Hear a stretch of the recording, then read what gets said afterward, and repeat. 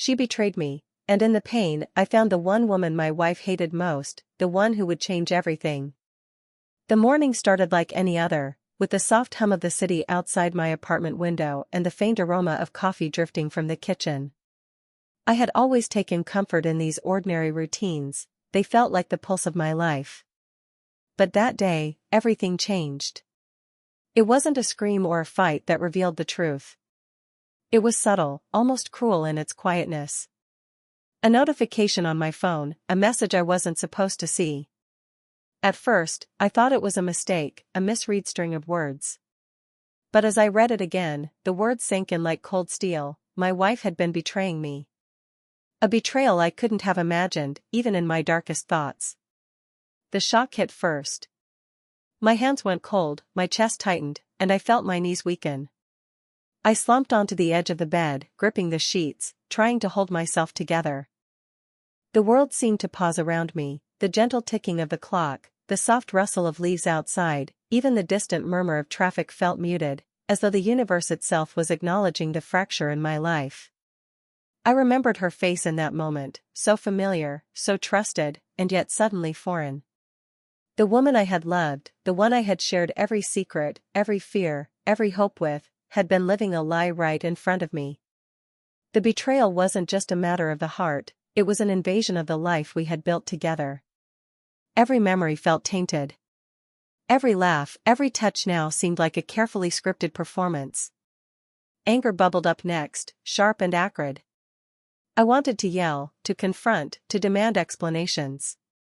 But it wasn't just anger, there was a deeper, more aching hurt.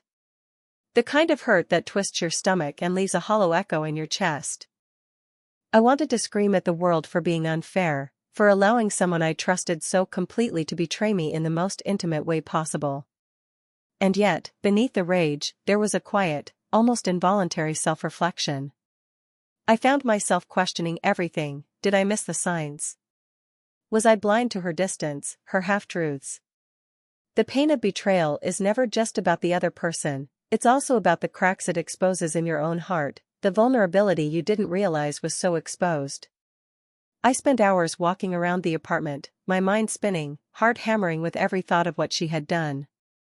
I replayed every interaction in my head, searching for the moment when the lie had begun, when trust had quietly slipped through my fingers. The familiar space, our shared home, suddenly felt alien, filled with invisible reminders of what had been taken from me. And yet, in the midst of that heartbreak, a strange clarity began to emerge. I realized that this wasn't the end of my story, it was the start of a turning point. The anger, the shock, the grief, all of it was a signal that I needed to act, to reclaim some sense of control, to protect my own heart. Little did I know, the path forward wouldn't just be about revenge or confrontation. It would lead me to someone entirely unexpected, the one woman my wife hated the most, whose presence would challenge everything I thought I knew about love, trust, and connection. But for now, all I could do was sit in the quiet storm of my emotions, feeling the first raw edges of heartbreak cut into the rhythm of my life. I didn't expect to see her that day. Not after everything that had happened. And yet, there she was, the woman my wife had always despised, standing calmly in the middle of the bookstore, sunlight spilling through the tall windows and catching her hair just so, giving it a warm, copper glow. I froze for a moment, caught off guard by the memory of all the times my wife had spoken ill of her, the disdain that had been so casually reinforced in my own mind. And yet, seeing her now, the feeling was different. Something unspoken stirred in the pit of my chest, a mixture of curiosity, unease, and an unfamiliar pull. She noticed me immediately. Her eyes, sharp yet soft, met mine with a quiet awareness, as though she could see through the thin veil of composure I had draped over myself since the betrayal. For a moment, neither of us spoke, and the world shrank to the narrow space between us.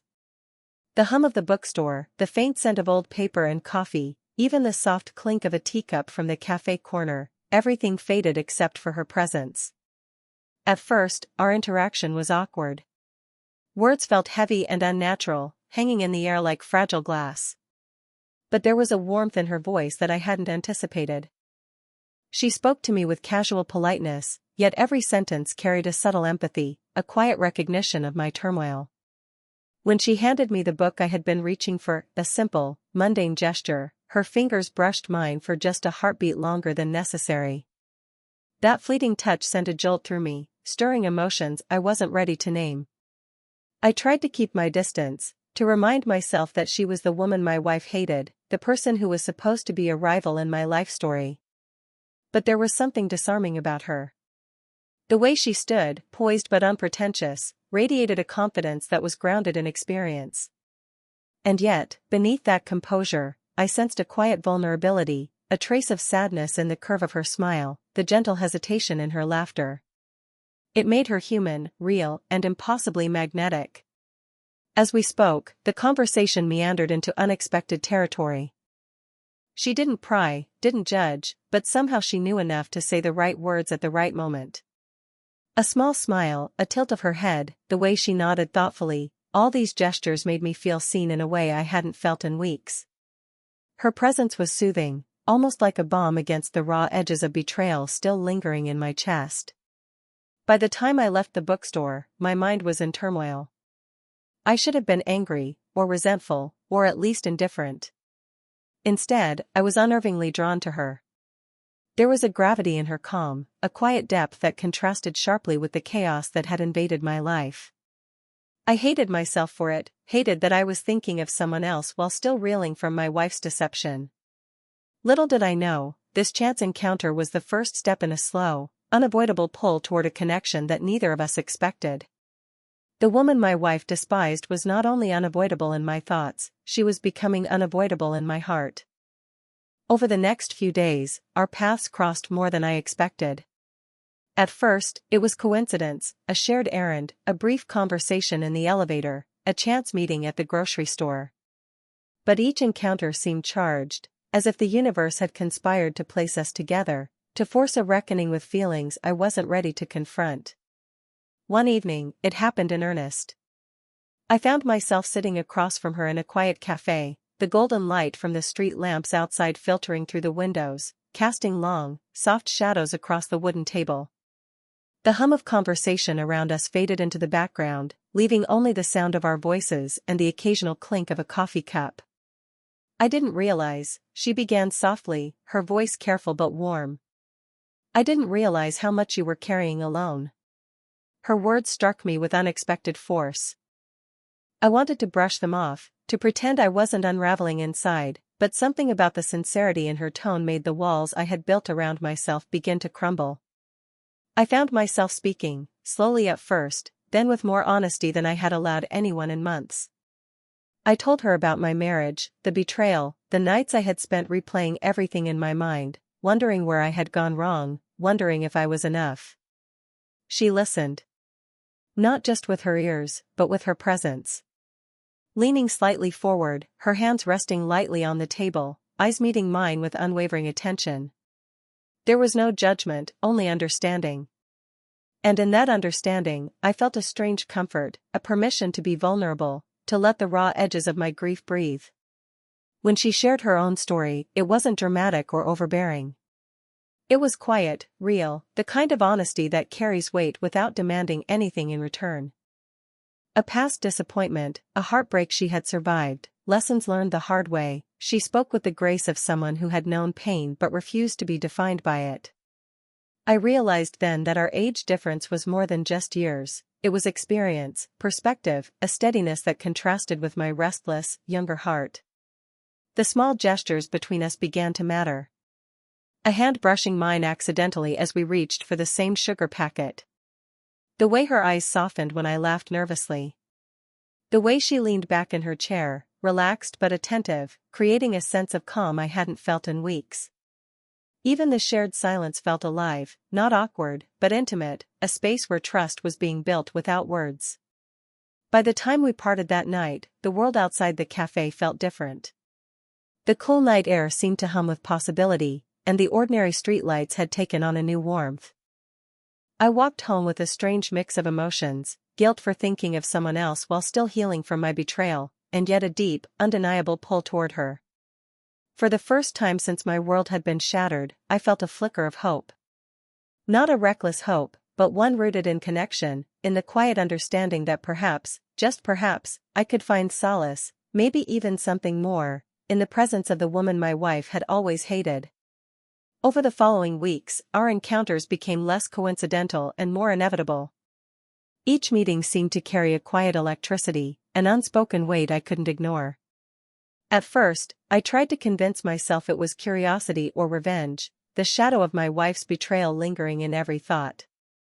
But the truth was far more complicated. Her presence stirred something in me I hadn't felt in years, a pull that was equal parts comfort and danger. It happened one evening as we walked together through the park, the city lights reflecting softly on the wet pavement from an earlier drizzle. The air was crisp, carrying the faint scent of rain and earth. We talked about mundane things at first, work, the weather, a new book I had been reading, but beneath the surface, tension simmered.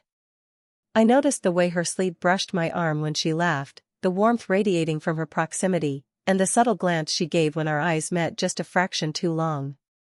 My heart would spike with every accidental touch.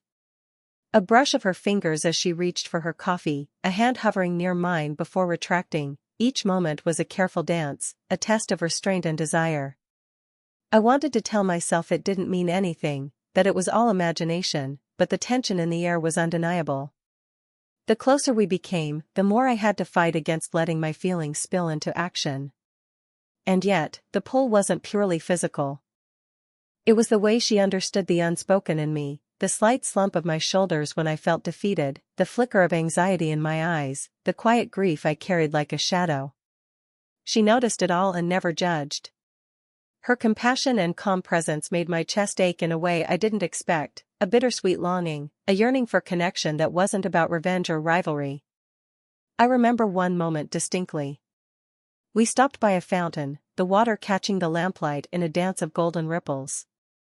She leaned closer to point out something small, a tiny bird that had taken shelter near the fountain edge, and our hands touched lightly. Just for a second, but long enough to send a jolt of warmth up my arm. My mind screamed to pull away, to remind myself of the lines we hadn't crossed, but my heart betrayed me, urging me to linger. The internal conflict became unbearable. I wanted to reach for her, to confess the swelling emotions I barely understood, but the memory of my betrayal, and my moral compass, restrained me. Every look, every near touch, every shared laugh was layered with meaning I didn't dare articulate. The audience, if watching, could feel the silent tension crackling between us, desire held at bay, restraint mixed with longing, hearts whispering what words could not. By the end of that night, I walked home with my mind racing and my chest tight. The park felt emptier, the streetlights colder, and yet, I knew something had shifted irreversibly. The woman my wife despised was no longer just a figure of intrigue or a tool in my revenge. She had become the axis around which my heart was beginning to turn, and I was powerless to stop it. It started as a quiet evening, the kind that feels like it was meant for reflection rather than conversation. We found ourselves sitting on the small balcony of her apartment, the city lights twinkling like distant stars, the hum of traffic a gentle lull in the background. I should have been focused on the chaos left by my betrayal, on the questions I still carried about my wife, about myself. But instead, all I could focus on was her, the woman whose presence had become a slow, constant ache in my chest. I shifted in my seat, nervously tugging at the sleeve of my jacket. Words seemed heavier than usual, laden with the weight of honesty I wasn't entirely ready to share. Yet, I felt compelled. The silence between us wasn't uncomfortable, it was pregnant with unspoken possibilities. I wanted to tell her, to admit that the feelings stirring inside me weren't just curiosity or revenge, they were real, complicated, and frightening. I don't know why I'm telling you this, I began, voice low, hesitant. But I feel like I can't hold it in anymore. She tilted her head slightly, listening, patient, encouraging without pressuring. That alone made it easier to breathe, easier to speak. I'm drawn to you, I confessed, the words tasting strange but liberating. Not because of her, not because of revenge, but because of you. And it terrifies me. Her eyes softened, but she didn't rush to respond. Instead, she let the moment stretch, acknowledging the gravity of my vulnerability without judgment. "It's not easy," she said gently. "Feeling something so intense, when it comes tangled in pain and betrayal, it's messy. But messy doesn't mean wrong." Even as relief washed over me, guilt settled in like a heavy weight. This attraction, this connection, was it fair? Could I let myself feel this when my heart was still raw, still tethered to betrayal? I looked at her, taking in the subtle curves of her face, the quiet grace in her posture, the depth in her gaze that made the world outside feel distant and irrelevant. The honesty in her eyes mirrored my own, reflecting a mixture of caution and curiosity. She reached out, letting her hand hover briefly over mine before resting lightly on my forearm. The touch was gentle, grounding, intimate without being overwhelming. My chest tightened at the warmth of it, my heart betraying my attempts at restraint. Every fiber of my being wanted to close the distance, to feel that connection fully, but I hesitated, aware of the lines we hadn't crossed, aware of the moral complexity of our emotions. "I don't want to complicate things," she continued, her voice almost a whisper. "But I can't ignore this either, the tension, the pull between us. We have to be honest about it, even if it's difficult." We sat there, suspended between confession and restraint, hearts exposed yet careful, acknowledging a bond that neither of us could deny. It was a turning point, the moment when silence gave way to truth, when longing became tangible, yet still tempered by respect. For the first time, I realized that the connection I felt wasn't about revenge or anger. It was about trust, understanding, and the slow, delicate construction of something genuine. And in that shared vulnerability, in the quiet brush of her hand against my arm, I understood that the next step wouldn't be easy, but it might just be worth taking. The days that followed our confessions were both exhilarating and terrifying. Every encounter with her seemed to stretch time, making ordinary moments feel charged with an intensity one hadn't expected.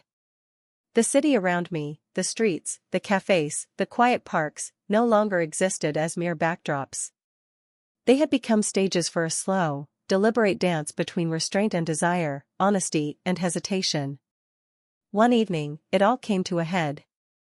A confrontation with my wife, legal, emotional, unavoidable, left me drained, my chest heavy with the weight of betrayal and unresolved anger.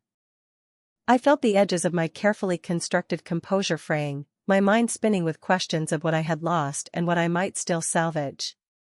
And then, as if on cue, she appeared. Not to confront, not to judge, but simply to be there. Her presence was a balm. The faint scent of her perfume, soft, warm, a hint of lavender and vanilla, enveloped me, grounding me in a way nothing else could. She didn't speak immediately. Instead, she offered a quiet hand on my shoulder, a light, steadying pressure that conveyed more than words ever could. I could feel her heartbeat just beneath my fingertips, a gentle reminder that I wasn't alone, that someone understood the storm raging inside me. We walked together afterward, side by side, the cool night air brushing against our faces. The silence between us was comfortable, filled not with tension but with understanding. My heart still raced, but now there was clarity behind the chaos.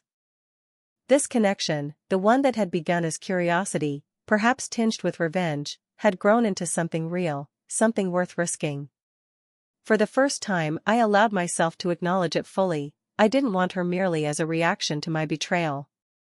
I wanted her because she made me feel seen, understood, and alive in ways I hadn't realized I'd been starving for. Every glance, every laugh, every fleeting touch between us had built a foundation of trust and intimacy that was far more profound than mere attraction. When she looked at me, I no longer saw just comfort or guidance. I saw a mirror of my own vulnerability reflected in her steady gaze. The pull between us was undeniable, but now it carried weight, purpose, and a sense of inevitability. I felt the tension in my chest ease as I made a choice, to stop seeing this as revenge and start seeing it as possibility. We paused on a quiet street corner, the world dim around us, leaving only the soft glow of the streetlight. She leaned slightly closer, and I felt the warmth radiating from her, the subtle shift in energy that made my heartbeat skip.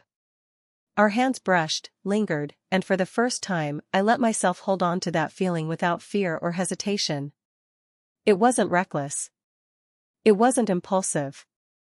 It was deliberate, tender, and profoundly human.